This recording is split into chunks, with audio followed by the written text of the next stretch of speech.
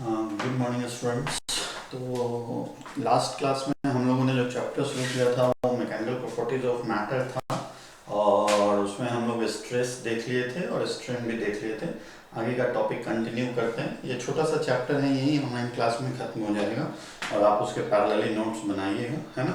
और अगर कहीं परेशानी होती है तो पूछेंगे उसमें, है ना। उसमें हमें हेजिटेट नहीं होना है, राइट। उसमें थोड़ा सा भी अगर कोई दिक्कत आती है, कोई परेशानी होती है, यू विल आस्क, उसमें हमें हेजिटेट कहीं नहीं होना है। चलिए तो हम लोग स्टार्ट करते हैं। नेक्स्ट टॉपिक जो था वो ब्रेकिंग स्ट्रेस, ये सब हम लोग देख लिए थे, स्ट्रेन भी देख लिए थे। Relation between angle of twist and angle of shear, relation between angle of twist and angle of shear, and angle of shear, relation between angle of twist and angle of shear। ये next topic है जो हमें देखना है, clean नहीं है।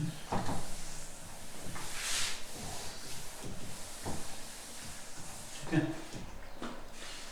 चलिए सो define करते हैं। when a cylinder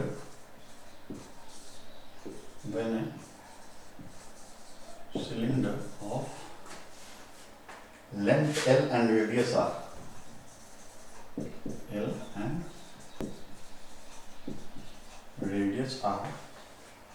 is fixed at one end,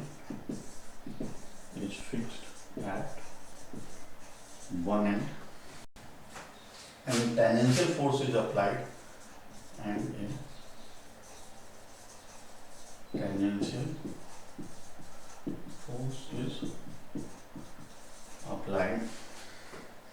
at the other end,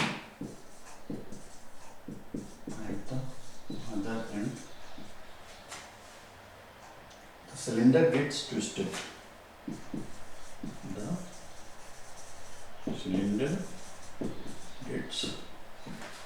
The cylinder gets twisted। मतलब अगर हम अप्लाई करेंगे, फिक्स्ड है एक दिन से और दूसरे दिन पे, तो जो सिलेंडर होगा वो ट्विस्ट होगा, रोटेट करेगा, and the angle of shear is phi, and angle of shear is phi, and the twist is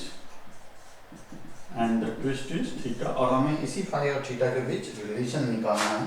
So we can write this r theta is equals to L phi, or phi is equals to r theta by L। This is the relation between shear, angle of shear and angle of twist, where theta is angle of twist and phi is angle of shear। This is the, note कर लेंगे इसको। ये हमारा angle of twist हो गया theta और angle of shear हो गया फाई, राइट। इसके बाद हम लोग देखेंगे जो है नेक्स्ट, वो हुक्स लॉ है।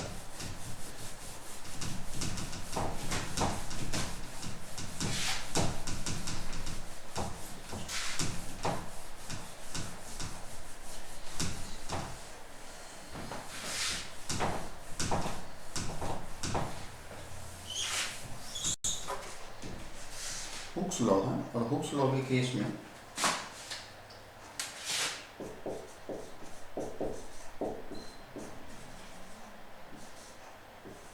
हुक्स लॉ, तो हुक्स लॉ हम डिफाइन करते हैं। According to this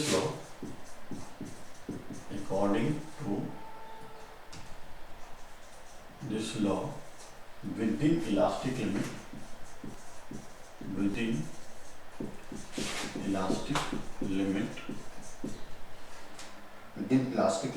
stress produced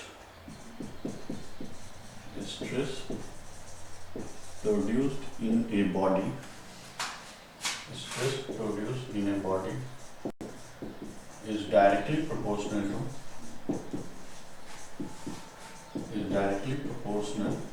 to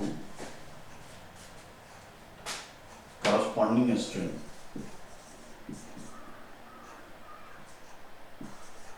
Corresponding strain. So stress is directly proportional to strain. जब हम प्रोपोर्शनलिटी साइन हटाते हैं तो इसके बदले एक कांस्टेंट आता है और यही कांस्टेंट हमारा क्या कहलाता है? This E is stress upon strain और this E is known as modulus of elasticity. This E is known as modulus of elasticity. ठीक है, तो डायरेक्टली प्रोपोर्शनल है तो स्ट्रेस और स्ट्रेन का ग्राफ कैसा बनेगा? Straight line. तो stress strain, this is straight line and the slope, this slope is equals to tan theta. तो slope is equals to tan theta is equals to E which is known as modulus of elasticity। Modulus of elasticity, this is modulus of elasticity। ठीक है, अब हम यहाँ लिख लेते हैं E depends on modulus of elasticity depends on modulus of elasticity depends on first अगर हम लिखें तो nature of material, nature of material. Second अगर हम लिखें तो इम्प्योरिटीज, इम्प्योरिटीज। थर्ड अगर हम लिखें तो temperature.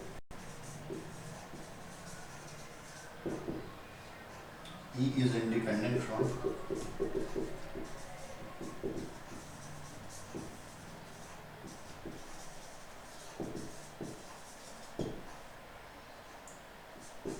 first stress and the second is strain। ये हमारा मॉडुलस ऑफ इलास्टिसिटी हुआ। और मॉडुलस ऑफ इलास्टिसिटी किस किस चीज पे डिपेंड करता है? नेचर ऑफ मटेरियल, मटेरियल कैसा है उस पे, इम्प्योरिटीज, टेम्परेचर, और E is independent from stress strain. ये स्ट्रेस और स्ट्रेन पे डिपेंड नहीं करेगा, राइट? ये स्ट्रेस और स्ट्रेन पे डिपेंड नहीं करेगा।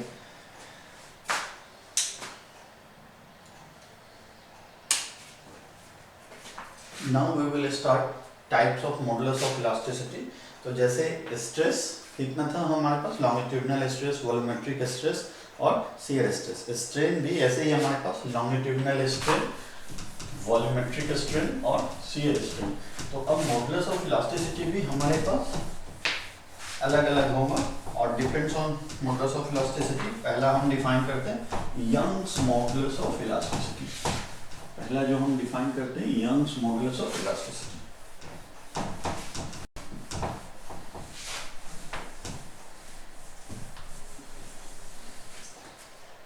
Young's modulus of elasticity।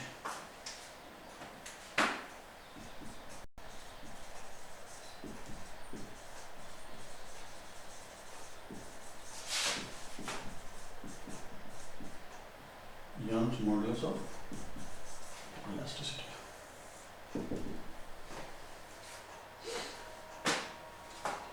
Within elastic limit, within elastic limit, in elastic limit, the ratio of longitudinal stress to longitudinal strain to longitudinal strain is called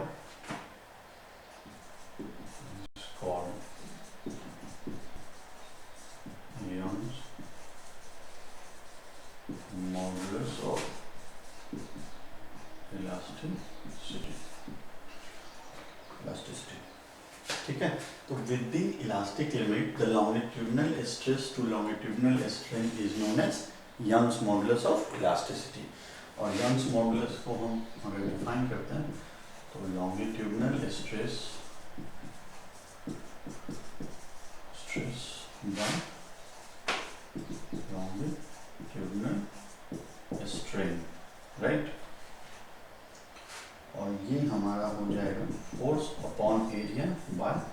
delta L by L. तो अगर मैं इसको rearrange कर दूं तो F L A delta L, ठीक है। और force is equals to Y A delta L bye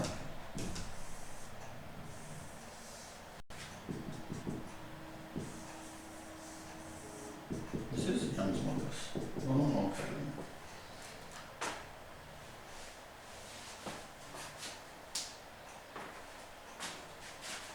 अगर हम ये लोड कर लें और इसको डेल्टा एल कर लें तो लोड और delta L that is slope, और load upon delta L that is slope is equals to Young's modulus into area by L, ठीक है। SI unit of Young's modulus, SI unit of Young's modulus is similar to stress. Dimension of Young's modulus is MLT minus 2 by L square, that is ml minus 1 t minus 2. Since strain is a dimensionless quantity, since strain is a dimensionless quantity, ठीक है। तो basically हमारा Young's modulus ये है, note करेंगे इसको। ये straight line हुआ, स्लोप क्या हो जाएगा, load. Load means this is force और दिस इज डेल्टा एल, तो फोर्स अपॉन डेल्टा एल ये हो गया। तो this slope y into A bye L, ठीक है। तो स्लोप हमारा हो जाएगा। इसके बेसिस पे एक दो क्वेश्चंस देखते हैं हम, ठीक है, जो हमारा क्वेश्चन यंग्स मॉडुलस से रिलेटेड है। नोट कर लें, इसको मिटा दें।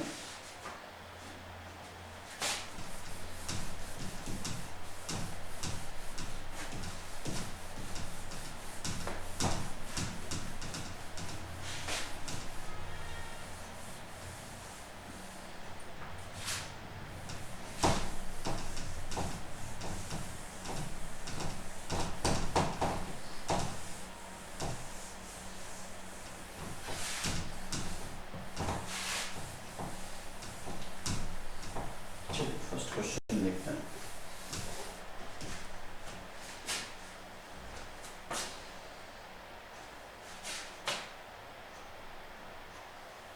Question first. Two wires are made up of same metal. Are made up of same metal. The length of first wire is half that of second wire. The length of first wire is half of the second wire. The length of the first wire is half of the second wire, and its diameter is double. And its diameter is double that of second wire. That of second wire. If equal loads are applied on both the wire, if equal loads are applied on both the wire, if equal loads are applied on both the wire, find the ratio of increasing the length. Find the ratio of increase in their length, ठीक है। Question एक बार फिर से पढ़ते हैं। Two wires are made up of same metal, दो wire हैं जो दोनों सेम मेटल के बने हुए हैं। The length of first wire is half of the second wire. Length of first wire जो है, अगर हम L1 तो first wire is half of second wire. and its diameter is the length of the, its diameter is double that of second wire. तो D1 जो होगा वो अगर D2 D है तो D1 2D है, ठीक है। If equal loads are applied on both, दोनों पे फोर्स जो हम अप्लाई कर रहे हैं F2 यहाँ भी F और F1 यहाँ भी F और दोनों सेम है, find the ratio of increasing length means delta L1 by delta L2 we have to find, ठीक है। सेम मेटल है तो हम पहले यंग्स मॉडुलस का फॉर्मूला लिख लेते हैं, F by delta L by L, Young's modulus is equals to FL by A delta L, और हमें अगर डेल्टा L निकालना है तो FL by A into Young's modulus, this is the formula, ये हमें निकालना है, ठीक है। तो हम पुट करते हैं delta L1 is equals to F1 L1 by A1 Y,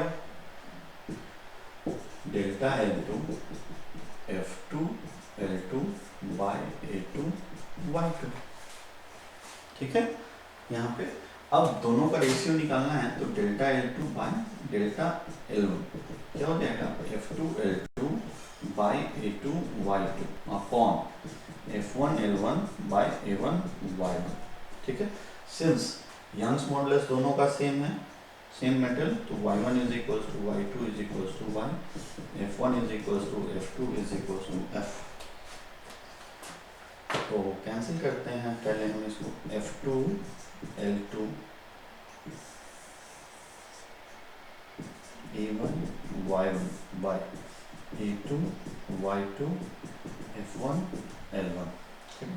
तो कैंसिल करते हैं F1 से, ये दोनों से Y1 से, तो हमारे पास क्या बची है A1 L2 by A2 L1 और A क्या है एरिया, तो L2 और L1 का रिलेशन भी हमारे पास गिवन है, what is that A1 by A2, L2 is equals to L, 2 is equals to L and L is equals to L by 2, ये 2 ऊपर चला जाएगा, 2 A1 by A2, L cancel और 2 A1 by A2 जब हम लिखेंगे यहाँ से 2 A1, तो A1 के लिए हम क्या लिखेंगे पाई D1 स्क्वायर बाय 4 और A2 के लिए क्या लिखेंगे पाई D2 स्क्वायर बाय 4, तो पाई से पाई कैंसिल, 4 से 4 कैंसिल, तो इज इक्वल्स टू अगर हम यहाँ पे लिखते हैं 2 D1 स्क्वायर, तो D1 क्या है 2D का होल स्क्वायर, 2D का होल स्क्वायर, D2 क्या है D का whole square, so this is 8:1, ठीक है। पहले क्या किए हमने यंग्स मॉडुलस से, इस फॉर्मूले से डेल्टा L निकाल लिया, डेल्टा L चाहिए तो जो सेम है यंग्स मॉडुलस, यहाँ पे मैंने क्या किया दोनों का रेशियो चाहिए, फोर्स सेम है तो same, Young's modulus same metal है तो यंग्स मॉडुलस सेम होगा, कैंसिल हो, लेंथ का रिलेशन गिवन है L1 L2 का और एरिया का रिलेशन नहीं गिवन है बट डायमीटर है, तो एरिया का फॉर्मूला क्या होता है pi d square by 4, area is equals to in terms of diameter pi d square by 4, तो मैंने वो यूज किया, ठीक है, नोट करेंगे इसको। Next question,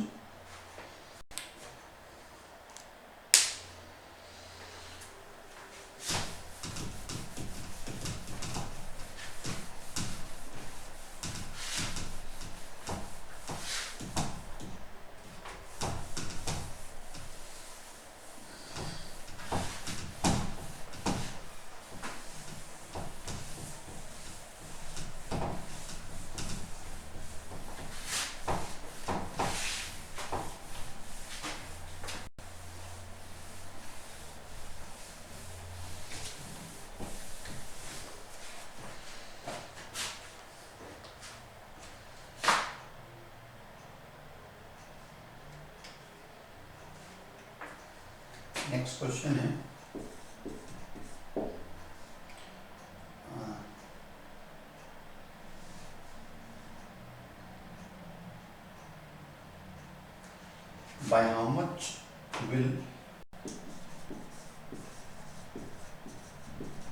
by how much will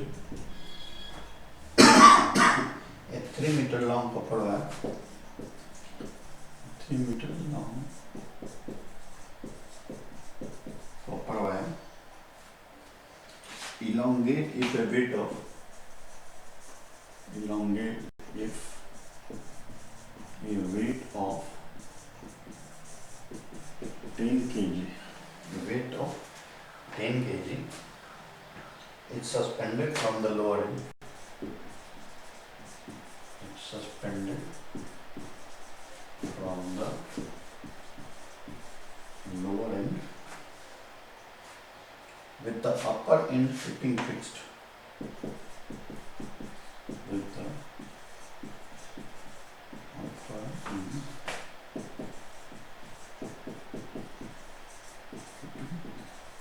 fixed.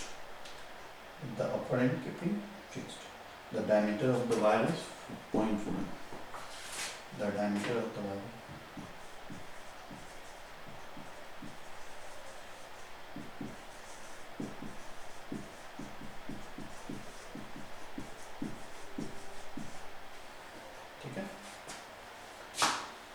Young's modulus for copper is given. Young's modulus for copper is 10 to the power 11 Newton per meter square and G is equals to 9.8 metre पर second square. ठीक है, देखिए इसमें question में क्या कह रहा है कि कितना वो वायर का लेंथ एक्सटेंड होगा कब, जब हम लोग 3 मीटर वायर है वेट 10 kg देंगे. तो मान लीजिए मेरा ये एक वायर है, the length of this wire is 3 metre और 10 kg वेट अगर इसमें हम लगाएं तो इसका फोर्स कितना लगेगा, mg, राइट. तो हमसे पूछा जा रहा है कि suspend how much will three copper wire elongate, कितना इलोंगेट होगा, मतलब delta L is being asked. Young's modulus भी गिवन है 10 to the power 11 न्यूटन पर मीटर स्क्वायर. G का वैल्यू 9.8 मीटर पर सेकेंड स्क्वायर. अप्रोक्सीमेटली हम 10 भी ले सकते हैं अपने कैलकुलेशन के लिए. Length of the wire is given 3 metre. Nothing else is given, so use that formula. This Young's modulus F A delta L into delta L is being calculated F L A into Young's modulus, the force which is mg, so 10 into 10. This is M, this is G, into length that is 3 meter by area pi d square by 4 into Young's modulus 10 to the power 11. ठीक है, तो pi d diameter of the wire is 0.4 mm. Diameter is 0.4 mm. So 0.4 into 10 to the power minus 3 meter. So pi d square 0.16 10 to the power minus 6 by 4. So when we calculate this, 10 to the power 2 into 3 pi into 0.16 10 to the power minus 6 into 4 into 10 to the power 11. So this becomes 12 10 to the power 2 10 to the power minus 5 ऊपर चला गया और ये 3.14 into 0.16. ठीक है, इसको अगर हम सॉल्व कर दें तो this is 12 10 to the power minus 3 by 3.14 into 0.16. That will be our answer. ठीक है, इसको कैलकुलेट कर लेंगे और ये हमारा डेल्टा एल आएगा. वैल्यू जो भी आए हमारा 2.34 centimetre approx. Delta L is equal to 2.34 centimetre. This is the answer. Calculate कर लेंगे, चेक कर लेंगे. अगर कोई इसमें दिक्कत आती है तो मैं आप इसको चेक कर लेंगे. ठीक है, तो ये हमारा नेक्स्ट क्वेश्चन हुआ. एक और क्वेश्चन है.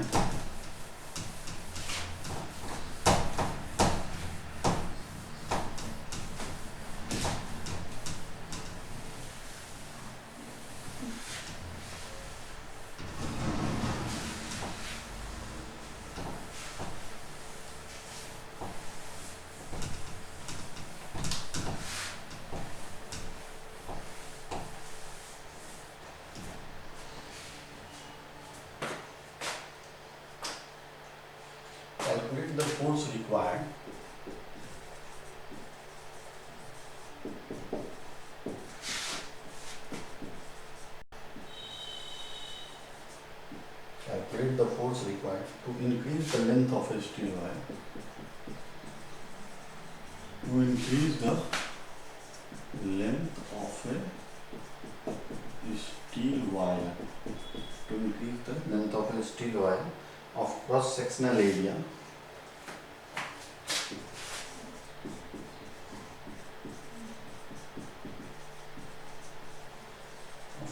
area 10 to the power minus 6 meter square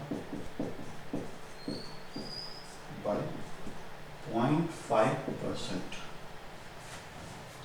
Young's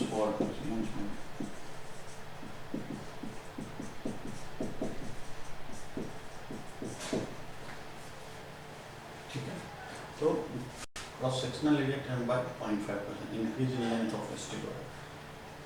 ये हमें किसका वैल्यू गिवन है यहाँ पे,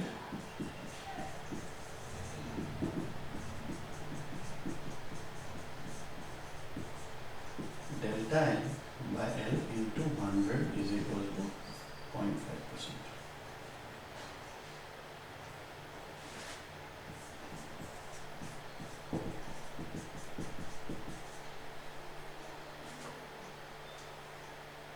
ठीक है,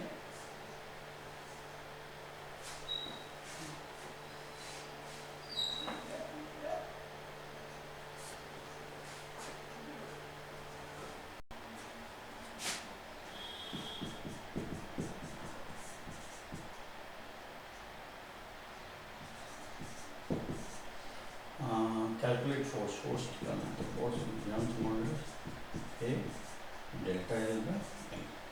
ठीक है, यंग्स मॉडुलस का value area 10 to the power minus 6 और delta L by L that is 5 into 10 to the power minus 3। जब हम इसको सॉल्व करेंगे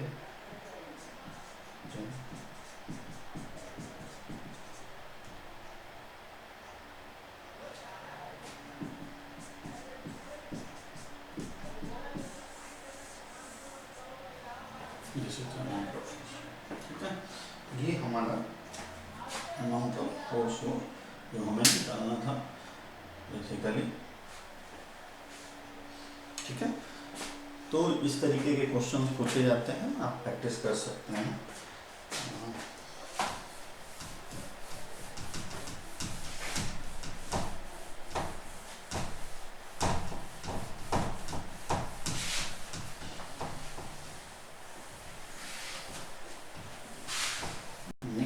टॉपिक जो हमारा है स्ट्रेस के कारण, वो topic elongation in hanging wire due to its own weight. Elongation in hanging wire due to its own wait.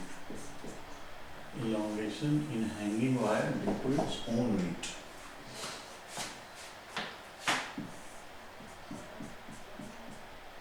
एक वायर है जिसका लेंथ L है और इसी के वेट के कारण इसमें कितना elongation होगा वो हमें निकालना है। ठीक है, इसी के वेट के कारण इसमें कितना elongation होगा वो हमें निकालना है। तो सबसे पहले हम मास देख लेते हैं। What is mass of the wire? Mass of wire is m। ठीक है, और इसका वेट, चूंकि ये वायर है सिंपल, तो कहाँ पे सेंटर ऑफ ग्रेविटी कहाँ होगा? मिडिल में। This is centre of gravity, तो मिडिल में होगा। तो इसका एक्चुअल वेट जो होगा, this weight of this wire, weight of the wire is equals to mg/L/2। This is the weight of the wire. और हमसे क्या पूछा जा रहा है? इलॉन्गेशन, कितना इलॉन्गेट होगा। तो यंग्स मॉडुलस के लिए हम क्या लिख सकते हैं? Force into L by A into delta L.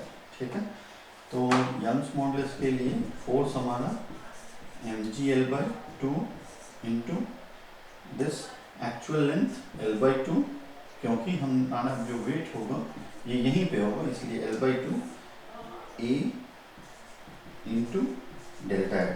और यही डेल्टा एल हमें कैलकुलेट करना है, तो हम डेल्टा एल क्या लिख लेंगे? mg/L² by 4ay।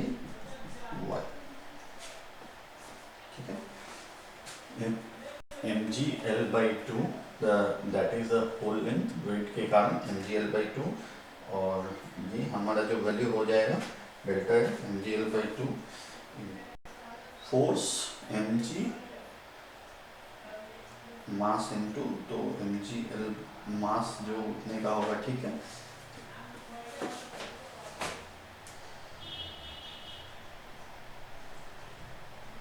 ना अब हम अगर यहाँ पे मास को डेंसिटी इनटू वॉल्यूम के टर्म में कैलकुलेट करना चाहें तो ये हमारा, इसको लिख सकते हैं density area length g L square by 4 A Young's modulus, so area cancel, so this rho g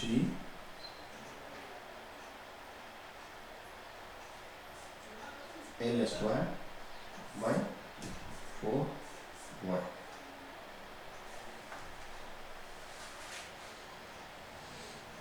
ठीक है, this is our delta L।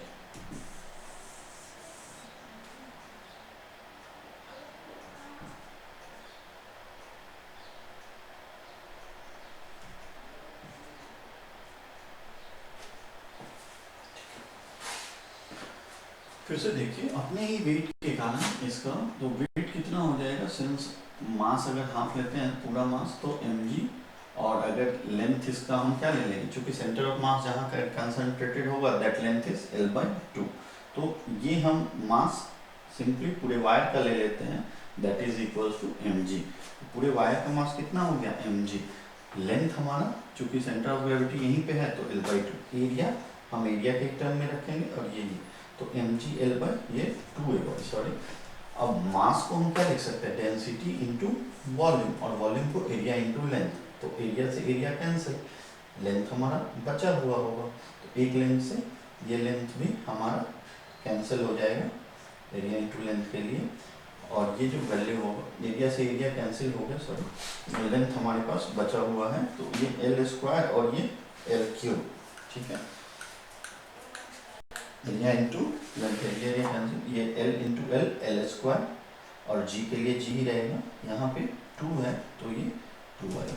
This is the change in length, मतलब अपने ही वेट के कारण rho is the density of material, density of material, तो अपने ही वेट के कारण किसी भी वायर में इतना इलॉन्गेशन होगा, rho g L square by 2y Young's modulus, ठीक है, अपने ही वेट के कारण किसी भी वायर में ये इलॉन्गेशन होगा, ठीक है। हमारा मास पूरा लिए हैं वायर का तो mg, और वेट चूंकि लेंथ l/2 ही होगा, सेंटर ऑफ ग्रेविटी पे पूरा कंसंट्रेटेड होगा, तो हमने लेंथ l/2 ही लिया क्योंकि उसी के कारण इलॉन्गेशन होगा, राइट। तो ये हमारा यंग्स मॉडुलस हुआ।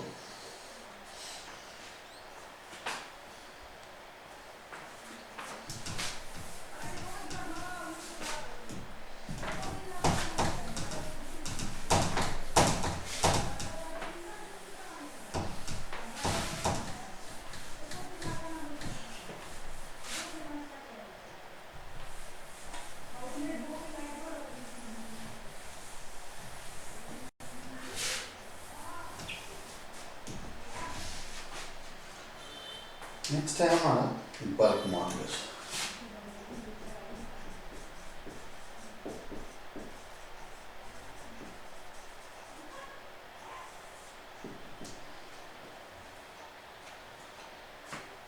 denoted by K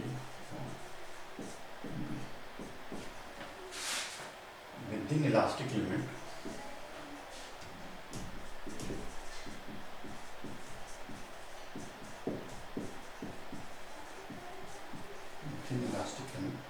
the ratio of volumetric stress, the ratio of volumetric stress, that is changing pressure,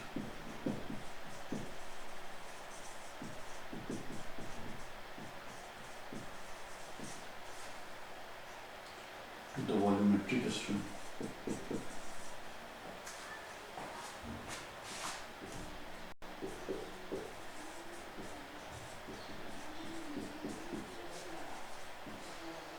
Metric strength is called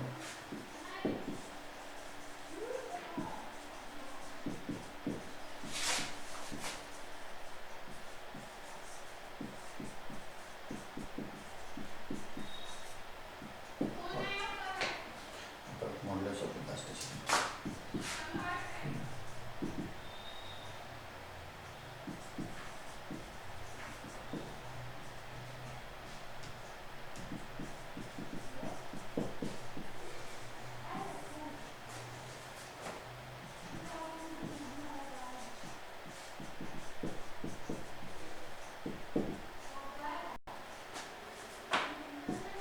Force per unit area by changing volume by original volume minus sign because volume decreases.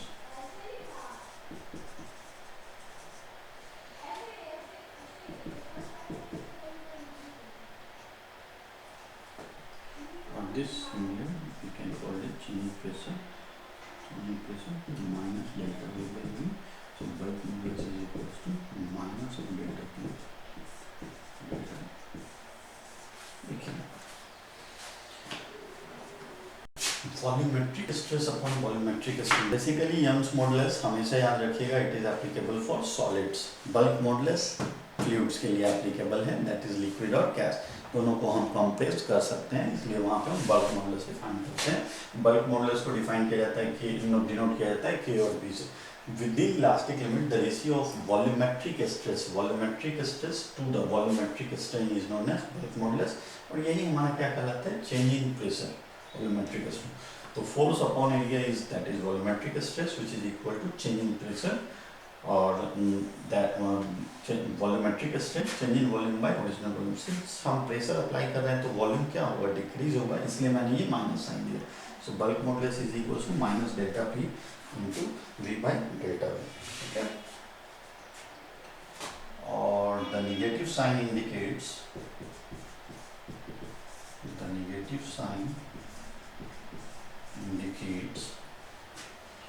a decrease in volume,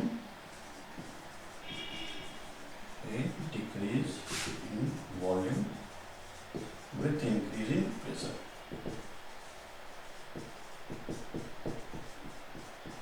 Increasing volume with increasing pressure,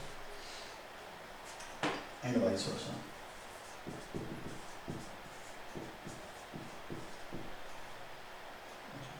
SI unit Newton per meter square of Pascal. Okay.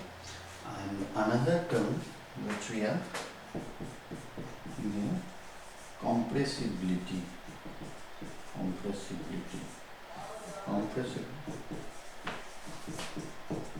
Reciprocal of bulk modulus. Reciprocal of bulk modulus is called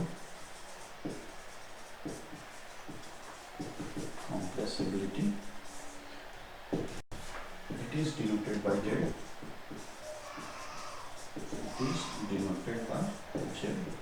That is 1 by B, 1 by K. It is denoted by Z. और ठीक है, तो SI unit of bulk modulus similar to SI unit of bulk modulus Newton per meter square. SI unit of compressibility is equal to metre square पर metre. ठीक है, reciprocal हो जाएगा उसका. Dimension of bulk modulus,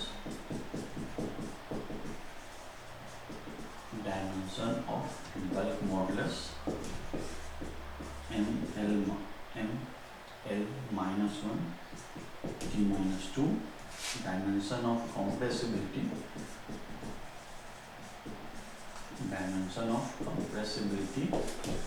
M-1 L-1 T-2. ठीक है, तो basically compressibility क्या हो रहता है, कितना ज़्यादा हम किसी गैस या फ्लूइड्स को कंप्रेस कर सकते हैं, that is denoted as compressibility newton पर मीटर स्क्वायर लिखिए या पास्कल इनवर्स लिखिए, दैट इज C। ठीक है, तो नेक्स्ट है बल्क मॉडुलस के बाद modulus of rigidity. Bulk modulus के बाद नेक्स्ट है modulus of rigidity.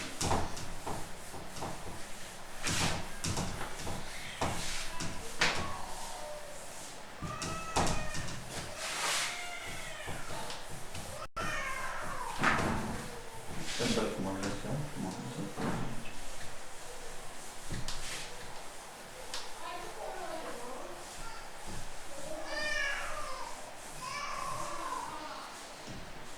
Modulus of rigidity.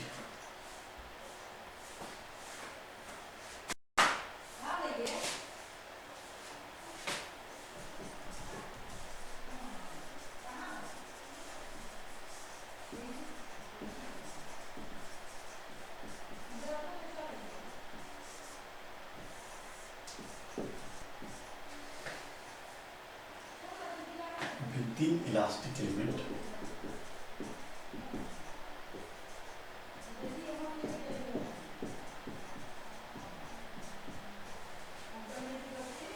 the ratio of shearing stress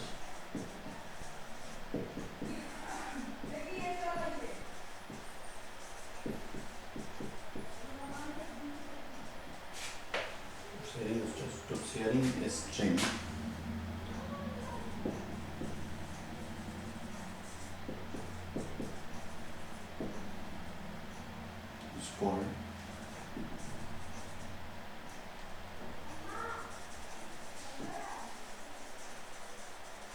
is called modulus of rigidity of unit.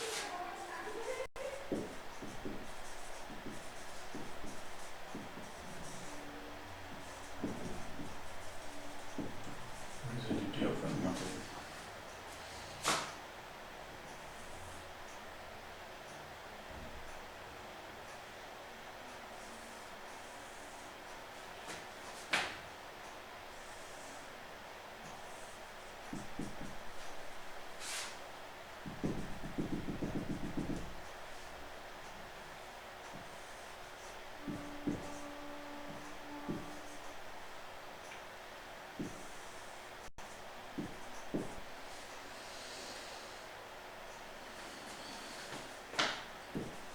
Shear modulus is equals to shearing stress upon shearing strain.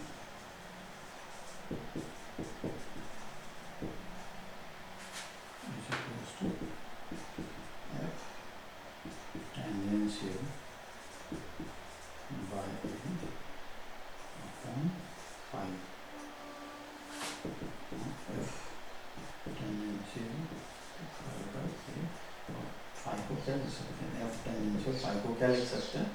X bye A into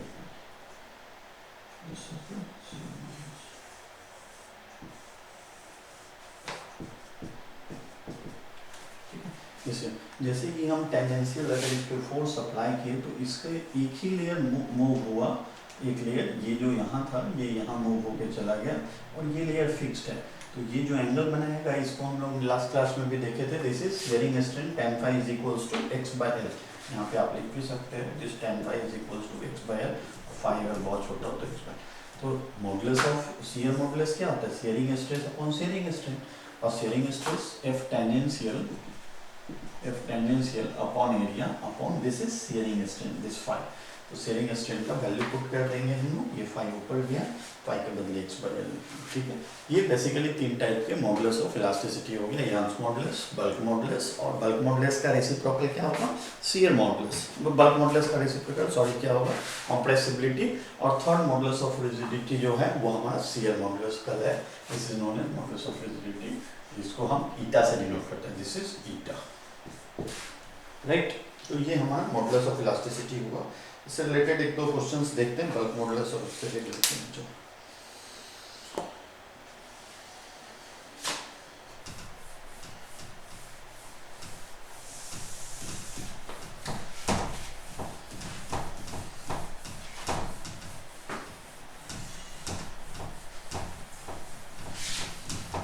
छोटा सा chapter है, एक class और होगा, इसमें वही खत्म हो जाएगा ये chapter.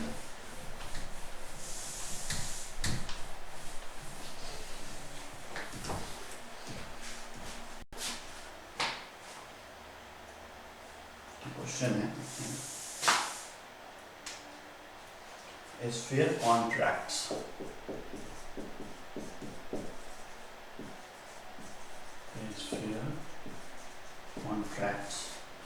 in volume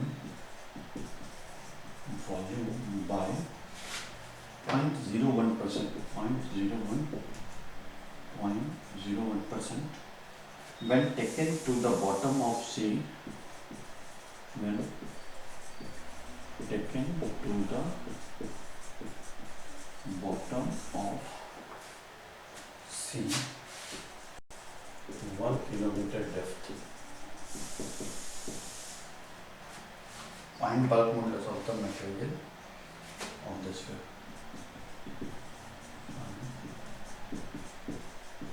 Bulk modulus material of this.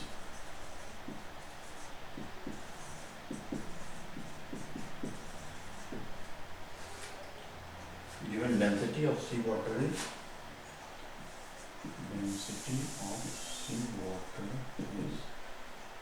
1 gram per centimeter cube and G is equals to 980 centimeter per second. ठीक है, हमसे पूछा जा रहा है कि what is the bulk modulus. ठीक, bulk modulus इसका क्या होगा, that is being asked. और ये given है delta V by V 0.01 by 100 percentage given है, H क्या given है 1 किलोमीटर, रो क्या given है 1 ग्राम पर centimetre cube. So changing pressure हम पहले निकालते हैं, rho g h 1 kilometre is 10 to the power 5 centimetre, so changing pressure is equal to 10 to the power 5 that is 980 and height 10 to the power 5, this is rho, so that is 1. ठीक है, तो अगर हम इन सबका value calculate कर लेते हैं तो ये हमारा डेल्टा पी का वैल्यू आ गया विच इज 9 पर सेंटीमीटर स्क्वायर। बल्क मॉडुलस क्या होता है, minus P delta V by V, ये हुआ बल्क मॉडुलस। तो डेल्टा वी बाई वी हमारा परसेंटेज में जो वैल्यू गिवन है इसको हम ये ऐसा लिख सकते हैं क्या, b is equal to 10 to the power 5 into 980 upon 0.01, तो 0.01 बाय 100, तो ये 100, ठीक है, तो 2 डेसिमल और हटा देंगे, तो this bulk modulus is equal to 9.8, 4 5 10 11 10 to the power 11 dine पर centimetre square, this is the bulk modulus. Pressure नहीं गिवन था तो यहाँ हमने प्रेशर के लिए फॉर्मूला क्या यूज कर लिया, रो जी एच, ये मैं फ्लूइड मैकेनिक्स में आपको बताऊंगा प्रेशर के लिए फॉर्मूला रो जी एच हम कैसे कैलकुलेट करते हैं, राइट। एक और क्वेश्चन है बल्क मॉडुलस का, वो देखते हैं और वो लास्ट क्वेश्चन होगा।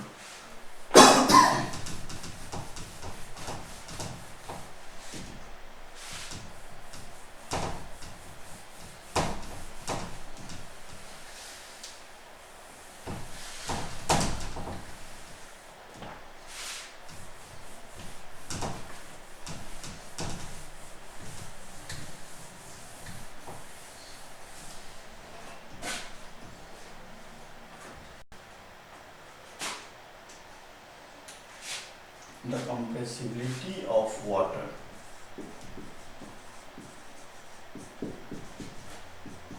The compressibility of water per unit atmospheric pressure, per unit atmospheric pressure is 4 into 10 to the power minus 5.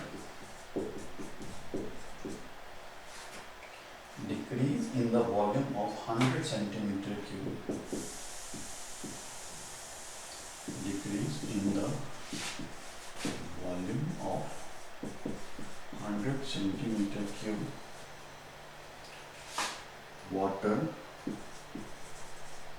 of volume 100 atmospheric pressure, 100 atmospheric pressure।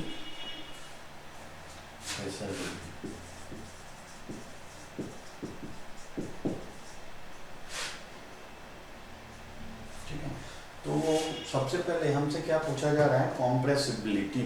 और कॉम्प्रेसिबिलिटी क्या डिनोट करते हैं, जेड, और Z is equals to reciprocal of bulk modulus. ठीक है, तो bulk modulus हमें जो गिवन है, दिस बल्क मॉडुलस क्या होता है मेरा, this is delta P by minus of delta V by V. This is bulk modulus, this is B, और ये हमारा बल्क मॉडुलस है। और हमसे क्या पूछा जा रहा है, कॉम्प्रेसिबिलिटी गिवन है। तो कॉम्प्रेसिबिलिटी गिवन है 4 × 10⁻⁵ is equals to 1/v।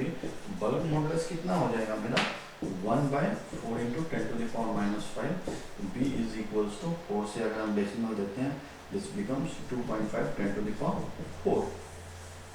This is bulk modulus Newton पर मीटर स्क्वायर, क्योंकि हमें यूनिट कुछ भी नहीं गिवन है। अब हमसे क्या पूछा जा रहा है, decrease in volume of 100 centimetre cube water, 100 centimetre cube water of volume 100 atmospheric pressure. Atmospheric pressure भी हमें कितना गिवन है, 100। तो डिक्रीज इन वॉल्यूम चाहिए, तो डिक्रीज इन वॉल्यूम के लिए हम क्या कर सकते हैं, delta V is equal to delta P into V by V, ये हमें वैल्यू चाहिए। This is decrease in volume, तो डेल्टा पी का वैल्यू 100 एटमॉस्फेरिक प्रेशर, वी का volume 100 centimetre cube, and this 2.5 10⁴। तो 10⁴ 10⁴, these two will cancel, 1/2.5, this is 25.4 centimetre cube. ठीक है, हमें क्या निकालना है, decrease in the volume of 100 centimetre cube, ये v गिवन है वॉल्यूम, और ये एटमॉस्फेरिक प्रेशर गिवन है, दैट इज डेल्टा पी। तो सारी वैल्यू को हम पुट कर दिए। सबसे पहले ये कॉम्प्रेसिबिलिटी गिवन है, उससे मैंने क्या किया, बल्क मॉडुलस निकाल दिया। तो बल्क मॉडुलस में ले लिया है, बल्क मॉडुलस क्या होता है, डेल्टा पी। हमें ये निकालना है, तो ये नंबर बी को यहाँ ले, ठीक है, राइट। तो ये हमारा मैकेनिकल प्रॉपर्टीज ऑफ मैटर का सेकंड लेक्चर हुआ। नेक्स्ट थर्ड लेक्चर में ये चैप्टर खत्म हो जाएगा।